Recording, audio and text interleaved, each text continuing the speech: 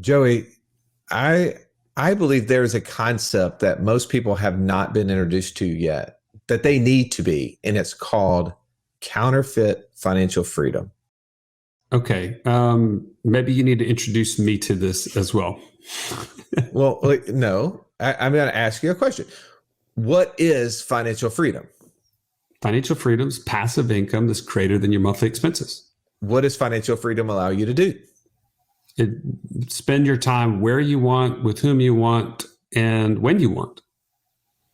I think you said when 2 times there, but I get the point. You get to do whatever you want. Where, when, and who. That's where, when, and who. Okay. Yeah. Okay. You probably shouldn't be doing who you want to. That's probably not good for a married guy, but neither here nor there on that. I'm just thinking, though, that most people don't know what that is. They have adopted a counterfeit financial freedom, which is save money in my qualified retirement plans, like my 401k or my IRA.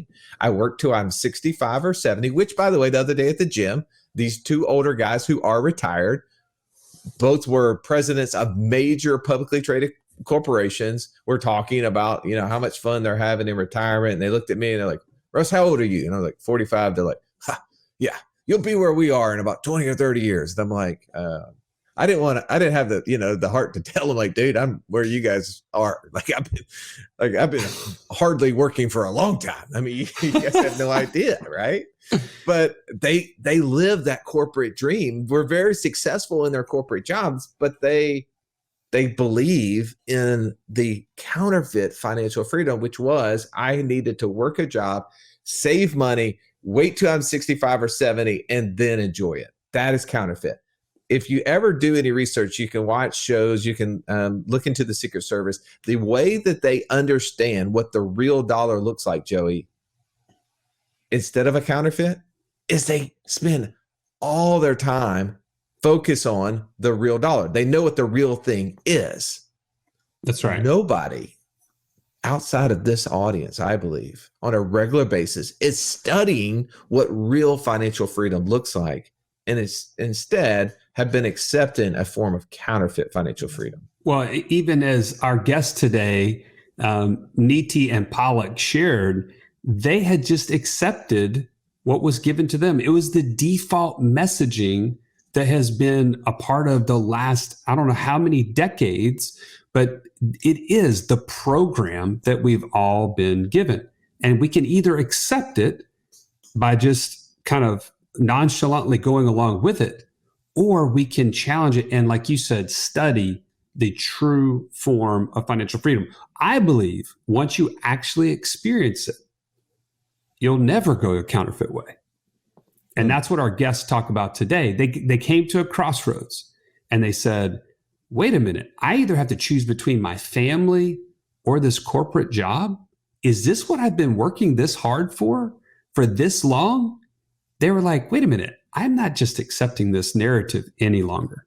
Right. Well, and when you know that there is a way out and you see it and you go, oh, it takes a little work, right? There's nothing that you've ever worked to accomplish that didn't require sacrifice. But when you apply, you take that knowledge, you apply it, man, isn't it cool to see how people like Niti and Palak have been able to get out of the rat race, how they've been able to create a business where they work 3 to 5 hours a week, living the life that they want to live, enjoying time with their kids, but still crushing business and success at the highest level. I think you're going to enjoy this interview that we do with them. Let's take no more time away from it. Let's jump in right now with Niti and Palak.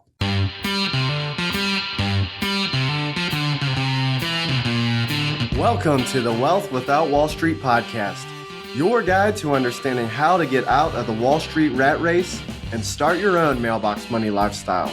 Now, don't let these handsome Southern draws fool you. These financial minds are teaching our country to enhance savings, increase cash flow, and create passive income, all without the help of Wall Street. Are you ready to break through? Now here are your hosts, Russ Morgan and Joey Murray. Wealth Without Wall Street tribe, it is my pleasure to introduce you to the BRRRR professionals that you've never met, Niti Jamdar and Palak Shah. Welcome to the show. Thank you so much. Thank you, Joey and Russ, for having us. Thank you. Excited to be here. I didn't know if it was his internet stalling as he went to try to figure out how he was going to add to the BRRRR experts, right? Like we haven't had anybody. And so I think he was trying to think like how many R's are at the end of this. It does confuse people. For those who don't know what BRRRR is, before we get into your backstory, I would love not to lose people from the very beginning. Would you, Palak, would you mind jumping in there and just sharing really quickly what is BRRRR? What does all that mean? So BRRRR is an acronym. It stands for Buy, Rehab, Rent, Refinance, and Repeat. This is a strategy that recently got this acronym, but it has been executed for decades. You buy a distressed property, renovate it, and you force it to appreciate, rent it out, it's called stabilizing, and then refinance it to pull out all of your original cash and take that cash and move it to the next deal while keeping the original asset. I love it. And what is it that made you guys so interested in this that you wanted to become experts? Go ahead. Should I go ahead? All right. So we were corporate professionals. We were both climbing the corporate ladder. I was an engineer. I worked in corporate for 17 years, and it was great. I worked with CEOs of various companies, traveled all over the world, and taught them how to improve their bottom line. And Niti was on a fast track with his career as well. He was in finance, and we had kids, and it seemed like the life we thought that was amazing was no longer working for us, and we had to figure out something else. And we both had different moments when we had this moment of clarity, and we were like, we need to do something else. And we jumped into real estate investing, except real estate investing is very difficult because you have to keep coming up with the seed money every time you want to buy a property. And the BRRRR strategy allowed us to take a finite amount of capital and turn it into a large portfolio without having to come up with that seed money again and again. Let me ask you this. I'm going to ask Niti to jump in here. So Niti, when she said we had kids and all of a sudden something had to change, like what was it about the corporate grind and what you were doing that you had this moment of clarity? What was it for you? Yeah.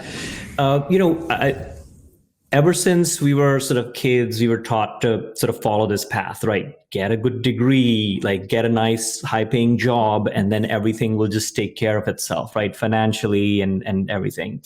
And by the time we had kids, we were in our mid 30s, and we had done everything by the book. We went to a good university, we got good high paying jobs, get promoted every now and then. And we thought we were like doing really well by traditional standards. But then when we had our first kid, who's Alicia, and then we had a son after in a couple of years, and we had two small kids, right, in a very short period of time. And I was told from work when our son was born that I had like a week and a half of paternity leave. And I was like, wait, that can't be right. Like I worked for this company like 12 years and I need like a little bit more time to be able to spend with my newborn son who's in the hospital.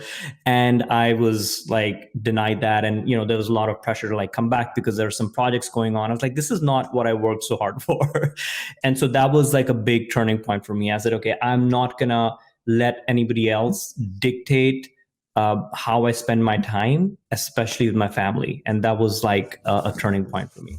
Man, that's so interesting, right? Is that we accept what the PTO is, or we accept what the maternity or paternity leave is because that's just what everyone does. But yet you decided, no, that's not for me. And you said that initially you started looking into just real estate, but you were struggling because it required lots of capital to keep going. How did you find this BRRRR method? Yeah. So we actually bought a couple of rentals. So we both love real estate, first of all, right? So we love HGTV and we used to watch all these shows and we're like, oh, let's buy a rental. And for a long time, we used to like spend all this money that we used to get either from bonuses at work or taxes at the year end. We used to go like buy furniture. Like, wait, we got to stop doing that first. So we went and bought an investment property with like 25% down, right? And we spent I think it was like 50,000 or so to buy that first property. And then we had to spend another 10 or $15,000 to fix some things that, when you buy a house, there's always some things you need to fix. So we spent about 60 to 65,000 in that property. Now that's still a very good investment. We were getting like 8% returns, right? And we're like, wait, this is actually good. We can get like $300-400 in cash flow each month. And that's, if we buy a few more houses, we could replicate this pretty quickly. But the challenge was, how are we going to come up with 60 to 65,000 every time we had to buy a property?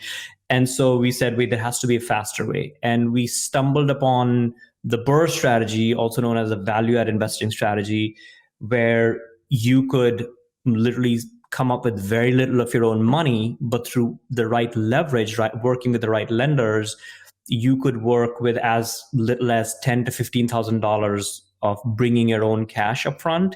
And then even that you pull out by the end of the deal, which usually takes about 6 months. So we were essentially recycling that entire cash. We're like, wait, this is a strategy we need to really replicate and learn and master it. Okay, wait, tribe. I want to just make sure you didn't miss that. Niti and Palak just shared with you the way to supercharge your portfolio in rental real estate. They said instead of taking $65,000 per deal, bringing $10,000 to $15,000 of your own cash to a deal and then getting that back even within 6 months. How many more properties could you buy if that were the case, right? How much faster would your path to financial freedom look if that were possible? That's what we need to tune in here. Like this is super important. That's why we felt like we had to bring Niti and Palak to you today. Palak, share with us, like, how did you put all this together? Was it a course that you took? Was it a book that you read? Was it a combination? Like, tell us how that all came together. So we did something a little bit different than I think a lot of people do when it comes to real estate investing. So we understood the fundamentals of this strategy because this is a strategy that's been applied for decades. However, the way it had always been executed was very different than how we wanted to approach real estate investing. We weren't coming into real estate investing for just money because we had really great incomes. We were coming into real estate investing for time. And so we were always really lifestyle focused and really focused on how to do this in a way that takes up very little time from our end. So we took a lot of business coaching and we implemented a lot of strategies from the business side and from our corporate background. So our backgrounds are in systems, processes, Niti was in strategy. And so combining those two, we kind of wanted to build this business like a corporate would. Like we really wanted to do it differently. We wanted to execute it in a way that takes up very little time. So that's kind of how we developed the execution of the strategy. Does that make sense? It does. And when you're coming from a corporate business background, it makes sense that you would do that, right? I see too often times that people run businesses more like hobbies because they don't have plans in place to help them execute. And ultimately what Joey and I, we go through, and I'm sure you've probably read Robert Kiyosaki's cash flow quadrant book. And we talk about the cash flow quadrant. We say the E quadrant, people work for money, right? And the S quadrant, which is what most people move into in a place like this, well, rental real estate, BRRRR Method, stuff like that. They move into this S quadrant. And then we say, well, how do they make money? They work hard for money, right? Because they end up working so much because they don't have systems. So smart. What would you say is the best type of person? I know that you've transitioned from doing this yourself. You guys started purchasing a pretty good amount of real estate every single year through this. Remind me exactly what that amount was. Yeah, so now we are at a point where we buy about $2 to $3 million of real estate every year. And again, with very limited funds, because we're always redeploying these funds and then, using the same funds and recycling the same funds. And how did you get to the point where you just said, okay, we're at the point where we want to show other people what we're doing? Because you were obviously being successful in of it itself, just doing it for yourself. Why start teaching other people? So that happened pretty organically, right? So I was the one who first quit my job because I had a newborn and a toddler, and I really felt like I just wanted to be with the kids. I was the one who first quit my job. And so I used to go to networking events, and I started connecting with people in the real estate industry and started scaling our portfolio, right? We were scaling our portfolio. And before we knew it, in just a couple of years, we had a few $1 million in real estate. And I would connect with people who had been in the real estate industry for years and decades, and they still wouldn't have gotten to that point. So people started asking, like, what are you doing? How did you do it in 2 years? Like, I've been trying to do this for 10 years. What's happening? And so it started organically when I was like, I need to teach people how we're doing this. We're looking at this very differently, and that's why we're scaling so fast. So it started organically, and then it spread just with word of mouth, and it's grown from there. This podcast is amazing, almost too amazing, Russ. There's too many ideas, and I don't know where to get started creating passive income. Well, here's the thing, Joey. I think one of the things you need to consider in that statement is, what is it costing you to not know? What is it costing you not to take action? I love the statement that says you don't have to be great to start. You just have to start to be great. If you're struggling on where to start, you have to know what type of investor you are. Know your investor DNA.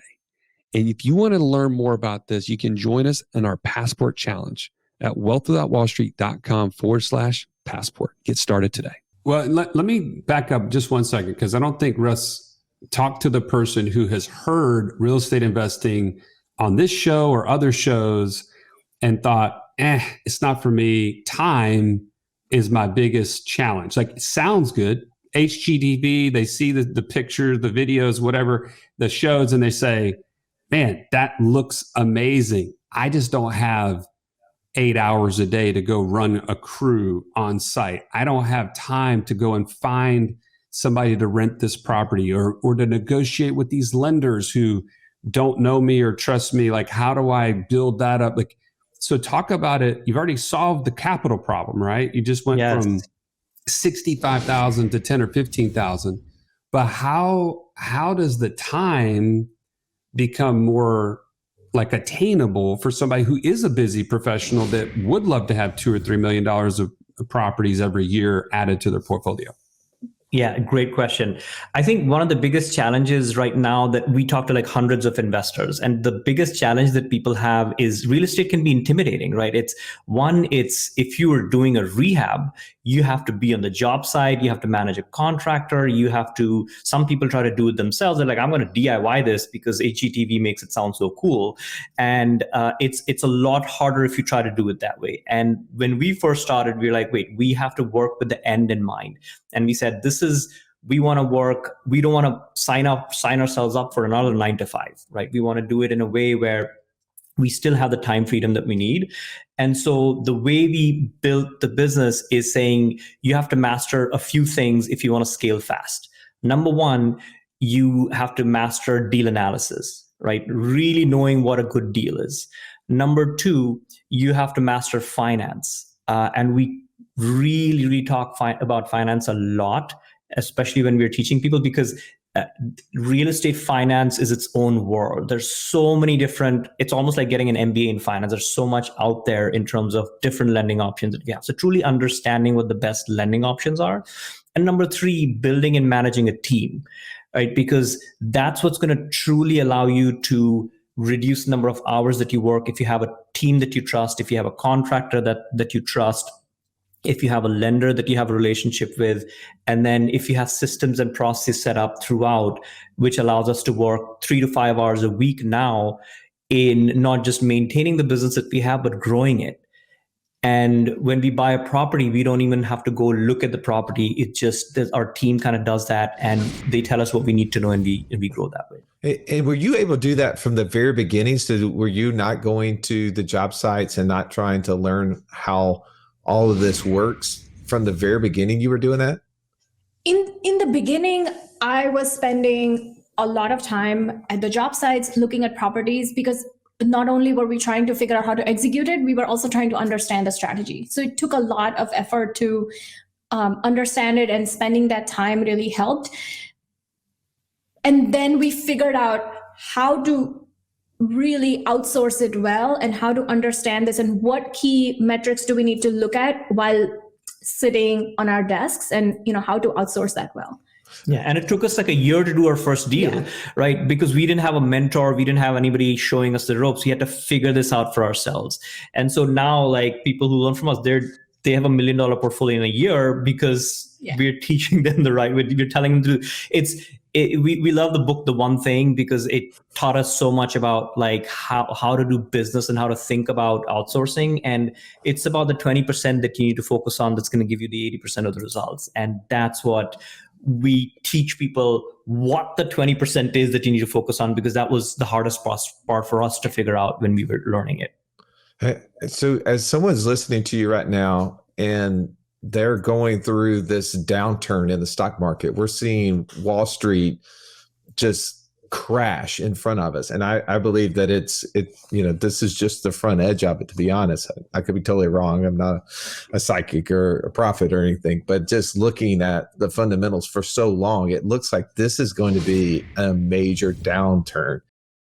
Why is the BRRRR method so important right now?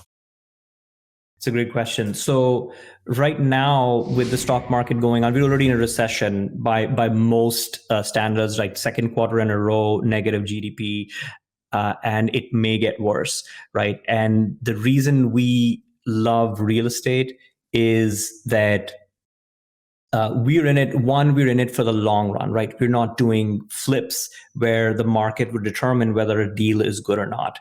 Even if the market goes down and the property values goes down, our entire portfolio doesn't matter to us, because we're still cash flowing month in, month out. Our mortgage doesn't change, our rents don't change. If anything, because of inflation, the rents are only going up.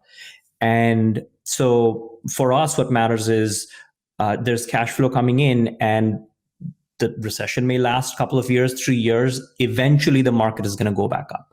And that's why the BRRRR strategy is so forgiving, and buy and hold investing is so forgiving, because regardless of the market cycle, you're going to make money in the long run.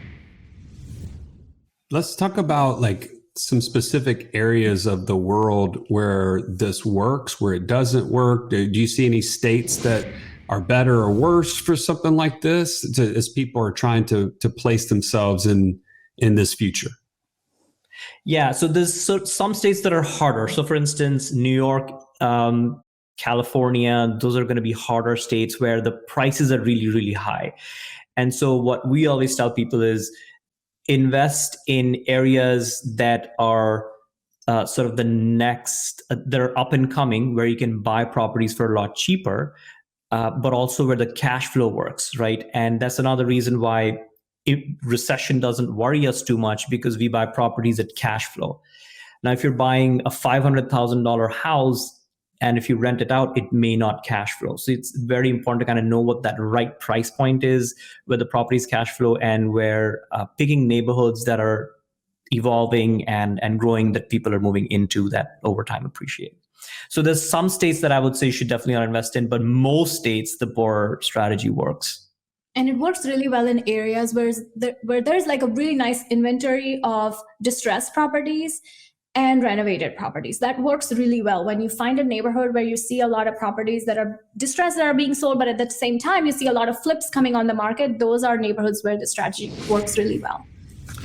For somebody that's trying to learn that, like, and maybe do their own analysis, do you have any sort of resource or recommended website or anything like that would help people to say, okay, I'm interested, I'd like to figure out if this works in my area?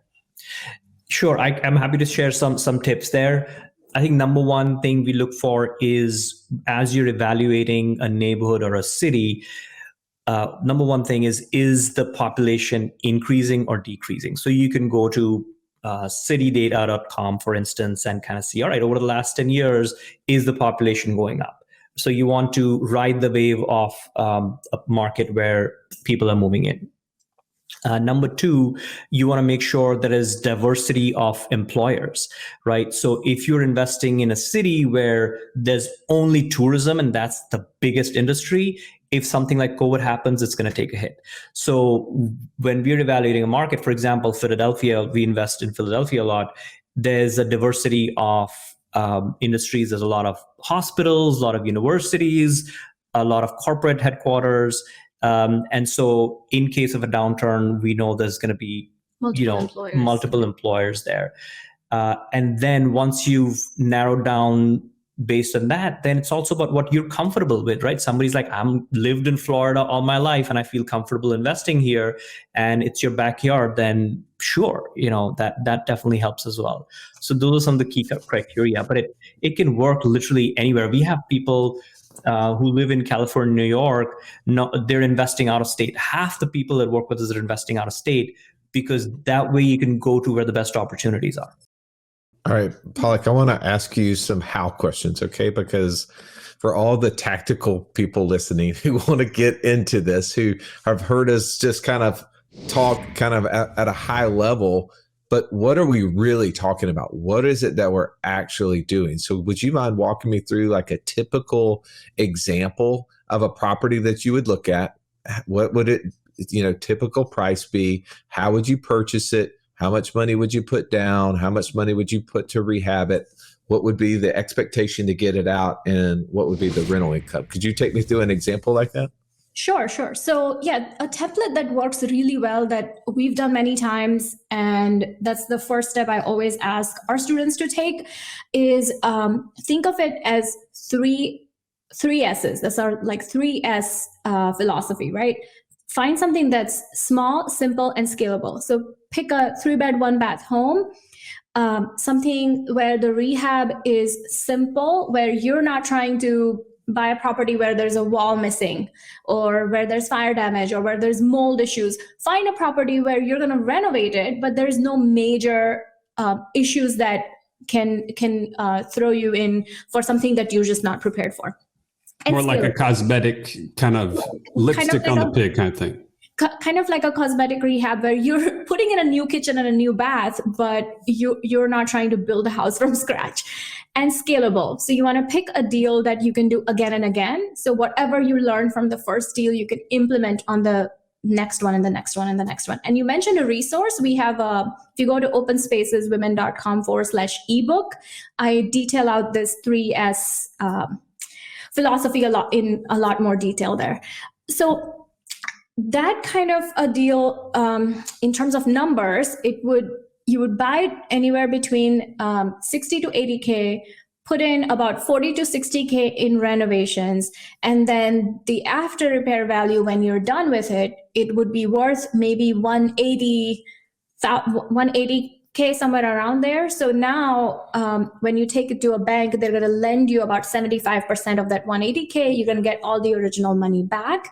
The rent, the way it works really well is if the rent is around $1,400-1,500, so that it still cash flows once you pull all your money out. And then in terms of that's the beginning point. That's how you would get started. And then after that, you move over to smaller multifamilies, and then move over to doing that, but on a larger scale with, over $1 million deals and things like that. So you can kind of scale that business. Great. So let me break that deal down a little bit more. So let's say you bought it for 60, you put in an extra 40, so you're up to 100,000, but now it's worth 180. And you're able to take the 75% of that 180, which, I can't do that math in my head very quickly, Russ, but whatever that number is more than the 100,000 that you put in. That's exactly right. For sure. And you're able to get that out within about 6 months? Yeah, that's right. Okay. And then you turn around and you can do that over and over and over again. Now, let's break it down first by what we led with, which was the capital requirements. To me, that sounds like I got to have $100,000. How does that change in your approach?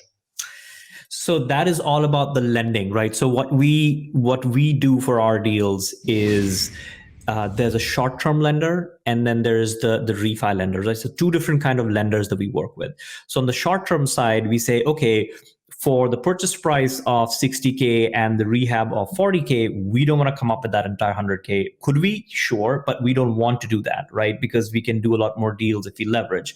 So we'll go to a short-term lender and we'll be like, hey, what can you give us? Could you give us 90 to 100% of the money that we need to do this project? And the more experience you get, the better terms you get, right? So right now, we can basically, for $12,000, we'll need to bring to the table, the lender is going to finance the other $88,000, right? And then we do that project, we rehab it. And then when it's time to refinance, we go to a lender that is a long-term 30-year mortgage, which is a commercial loan. And then we just refinance and pull our cash out. So we're working with a couple of different lenders, and you need to know which lender and what the best terms are. You need to compare to make sure you're getting the best rates and the best deal. But that's the lending piece becomes really important. That's so cool. All right, I know we're running out of time here, so I want to ask some final questions just for those who want to take some action, but are skeptical, right? I mean, unfortunately, we're dealing with. Well, man, I've heard of all the horror stories of people trying to get into the space and compete with everyone else who are professionals, right? Here I am. I'm going to start out as a brand new real estate investor. And now, man, I've got to compete with Niti and Palak.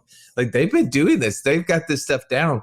How am I going to do that, right? How am I going to find that property that's $60,000 that I can put 40 in and sell it for 180? I mean, that just seems really hard. Is that the biggest obstacle that people are facing in their head? Or if not, what is the biggest obstacle your students are facing? I think the big one is really, one, knowing the strategy and knowing how to do the analysis, to your point, to find a good deal, right? Because that a lot goes into to analyzing a deal and making sure it's the right fit. But there's also a lot of mindset shifts that need to happen. A lot of fears that people have about, oh, what if the rehab goes wrong, or what if the market goes wrong, goes down? And so it's very important. So it's important to work on the mindset piece as well, because if you think everything is going to go wrong, it's, then you're kind of stuck in analysis paralysis, and you're never going to take action. So it's knowing the strategy, but also working in your mind. You're basically building a business, and the first deal doesn't have to be the best deal in the world, right? Because the way the BRRRR strategy is, even if you do an okay deal, you're still doing way better than buying a rent-ready property, and buying a rent-ready property is still good, right? So what I say is, the first deal doesn't have to be the best deal in the world, but it's going to teach you a lot. And then you just build on that, and you grow and you learn. And can I add something about competing with other investors? We always tell people, this is a thought that comes to everybody's mind, like, hey, you're investing in Philadelphia.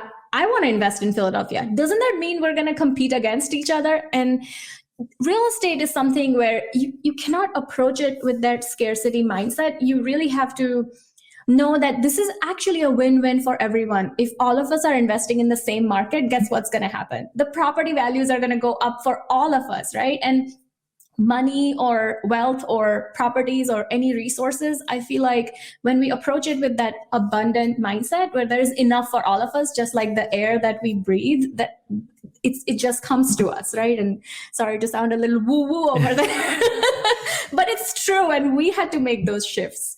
And as salaried employees, we're not given that mindset.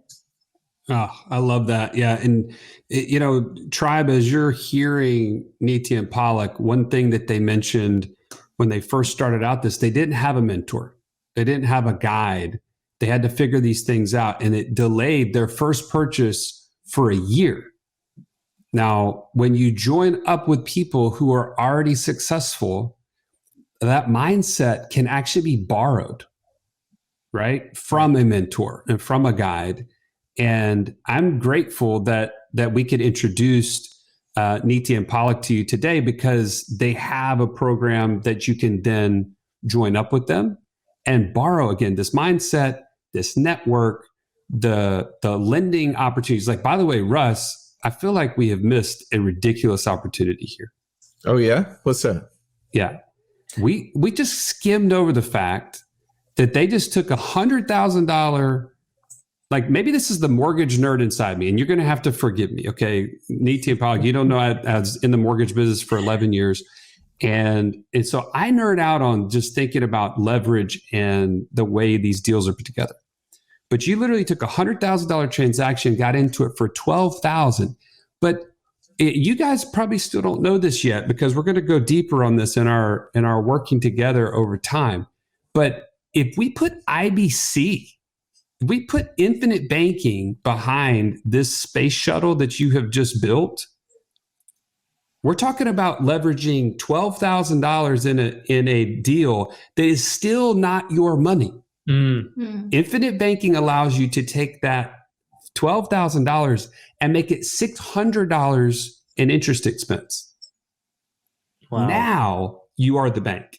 Now you are the bank at 100% leverage.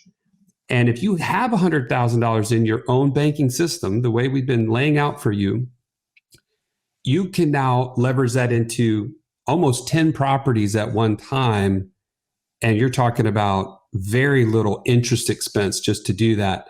This is exciting to me. Russ, you put something up on the screen here. Why don't you tell people what that is? Well, I don't need to tell him. I'm going to let our guests tell him, Joey. So, okay. This is the way the show's supposed to work, guys. It's not Joey talking; it's you talking. Our audience is used. I got to point stuff out from time to time. Come on, give me a break. It's so fun, but we've had such a pleasure having you on the show and sharing this idea. We've been doing our podcast now for going on 5 years, and this is the first time that we've highlighted this specific strategy. So humbled that you came on and so excited to be able to share this. So if someone would like to find out more about you, how and where would you send them? So we have an Instagram page where we put in a lot of value-add content. The best place to reach us is the page. You can DM us. It's at Open Spaces Women. We're not just for women, but that's how it started. So that's how it stayed. But it's Open Spaces Women on Instagram. I love that. And I love that it is Open Spaces Women, and that, Niti, you're just cool with that. You're rolling. I'm good with that. I'm just along for the ride. Hey, that is so fun. And we are so grateful to have both of you on the show. And we're really excited for the opportunity to share you within our two masterminds. If you have not taken advantage of the opportunity to join a mastermind, there's a chance you can go to wealthwithoutwallstreet.com/free call and talk to one of our coaches about what is the right next thing. And as a part of that, either live or as a recording, you'll get a chance to probably hear Niti and Palak sharing this strategy in much more detail and be able to ask them personal questions as to how you could take action other than just reaching out to them. And you can do that as well. So Niti, Palak, thank you so much for being on the show. We had a fun time with you on here. Thank you so much for having us. Thank you for having us. Awesome. As always, we thank you for listening. If you haven't already, please take time to rate and review the show. Share it with someone else. This is how we beat the big tech algorithm. This is how we help other people find out how to become financially free, not the counterfeit way of following Wall Street, but the real way, the path to having more time with your family, just as they shared right here with us. Have an amazing day. This has been the Wealth Without Wall Street podcast. Don't forget to subscribe to the show to break free of the Wall Street mindset and begin building wealth on your own terms in places you understand so that your wealth will never run dry. See you next episode.